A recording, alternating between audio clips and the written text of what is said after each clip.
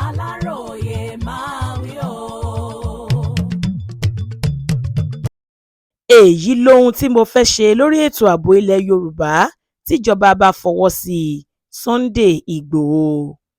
ọkùnrin tó jà fún òmìnira ilẹ̀ yorùbá ni olóyè Sunday Adéyẹmọ ẹni táwọn èèyàn mọ̀ sí Ìgbòho Òòṣà ti sọ wípé bíjọba àpapọ̀ àwọn gómìnà tó wà nípìnlẹ̀ yorùbá àtàwọn ẹ̀ṣọ́ aláàbò lórílẹ̀‐èdè yìí bá fàyè gba òun láti kojú àwọn ajínigbé àtàwọn agbébọn tí wọ́n ń da omi àlàáfíà ilẹ̀ yorùbá rú òpin máa dé bá wọn láìpẹ́ rárá. Ajìjàgbara yìí ní òun kújú òṣùwọ̀n tó láti fòpin sí àwọn ìwà tó lòdì sófin táwọn ọ̀daràn máa ń hù àti pé láàrin ọjọ́ díẹ̀ ló máa ṣe àṣeyọrí nínú iṣẹ́ òun. ọjọ́ ìṣẹ́gun Tuesday ọjọ́ 19 oṣù karùn-ún ọdún yìí ní Sunday Ìgbòho sọ̀rọ̀ yìí lásìkò tó ń fi àìdùnnú rẹ̀ hàn nípa ìṣẹ̀lẹ̀ ìjínigbé kan tó wáyé níjọba ìbílẹ̀ Oríire nípínlẹ̀ Ọ̀yọ́ lọ́sẹ̀ tó kọjá yìí. Ó ní gbogbo ètò ti parí pátápátá lórí ẹ̀ṣọ́ aláàbò kan èyí tó pè ní ìrù ẹkùn tóun ṣe agbátẹrù rẹ̀ láti fòpin sí bí àwọn agbébọn àtàwọn ọ̀daràn gbogbo ṣe ń yọ àwọn ẹ̀yà Yorùbá lẹ́nu. Ó ní ohun kan tí òun dúró dè ní àṣẹ láti ọ̀dọ̀ ìjọba àpapọ̀ àtàwọn gómìnà ìpínlẹ̀ Yorùbá àtàwọn adarí ẹ̀ṣọ́ aláàbò lórílẹ̀‐èdè yìí.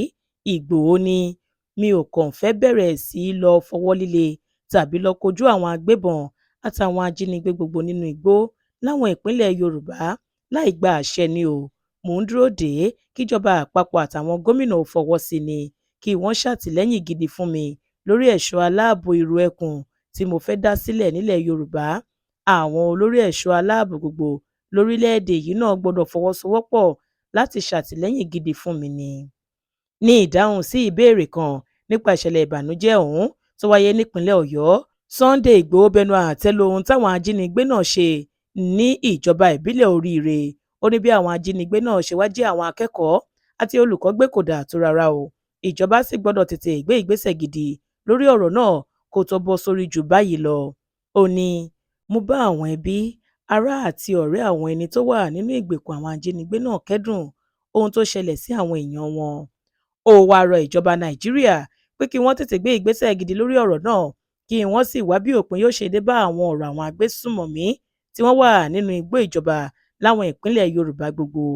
Ìgbòho ní ti ẹ̀ṣọ́ aláàbò ìrù ẹkùn yìí àti wà ní ìgbáradì láti kojú ìjà sáwọn ajínigbé tí wọ́n ń dààmú àwọn ará ìlú pàápàá jùlọ nílẹ̀ Yorùbá.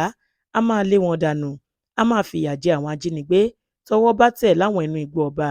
Ohun kan ṣoṣo tá à ń dúró dè ni pé kíjọba Nàìjíríà àtàwọn gómìnà ìpínlẹ̀ Yorùbá gbogbo lórílẹ̀‐èdè yìí ó fòǹtẹ̀lù fún wa pé ká máa nìṣó. Bákan náà ni olóyè Ìgbòho rọ àwọn ọba aláyé gbogbo nílẹ̀ Yorùbá pé kí àwọn náà ó dìde ìrànlọ́wọ́ gidi sí ọ̀rọ̀ ètò ààbò tó wà nílẹ̀ yìí kí wọ́n bá ìjọba sọ̀rọ̀ nípa ìdásílẹ̀ ẹ̀ṣọ́ aláàbò ìrù ẹkùn yìí káwọn lè bẹ̀rẹ̀ sí fọ ìlú mọ́ ní kíákíá. Lórí ọ̀rọ̀ ìjínigbé ọ̀hún, iléeṣẹ́ ọlọ́pàá ìpínlẹ̀ Ọ̀yọ́ ti fìdí rẹ̀ múlẹ̀ pé àwọn ará ìlú 22 làwọn ajínigbé náà jí gbé lásìkò ìkọlù náà. Alukoro iléeṣẹ́ ọlọ́pàá ìpínlẹ̀ yìí SP Olúyinká Àyànládé ṣàlàyé lásìkò tó ń bá àwọn oníròyìn sọ̀rọ̀ nípa ìṣẹ̀lẹ̀ ọ̀hún lọ́jọ́ ìṣẹ́gun Tuesday ọjọ́ 19 oṣù yìí pé 7 nínú àwọn tí wọ́n jí gbé yìí ni wọ́n jẹ́ ọmọ iléèwé girama.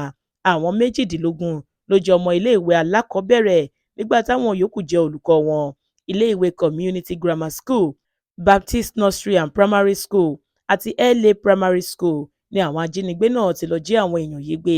Nígbà tí wọn kò gbọ́rọ̀ kankan láti ẹnu ìjọba ni wọ́n bá gbẹ̀mí ọ̀kan lára àwọn olùkọ́ iléèwé yìí tó wà lákàtà wọn láti fi ṣe ìkìlọ̀ fún ìjọba wípé àwọn kò fọ̀rọ̀ ọ̀hún ṣeré rárá. Lórí ìṣẹ̀lẹ̀ yìí kan náà, gómìnà ìpínlẹ̀ Ọ̀yọ́ ẹnjiníà Ṣèyí Mákindé ti rọ àwọn ará ìlú pé kí wọ́n fi yèdínú lórí ọ̀rọ̀ náà. Ó ní ìjọba òun gbìyànjú láti ṣàwárí àwọn èèyàn yìí. Gómìnà ní àwọn agbófinró ń ṣiṣẹ́ takuntakun lábẹ́nú láti gba àwọn èèyàn náà sílẹ̀ nínú ìgbèkùn tí wọ́n wà. Adéwálé Adéoyè ló ṣe àkójọpọ̀ ìròyìn yìí fún ìkànnì Aláròyé Online TV.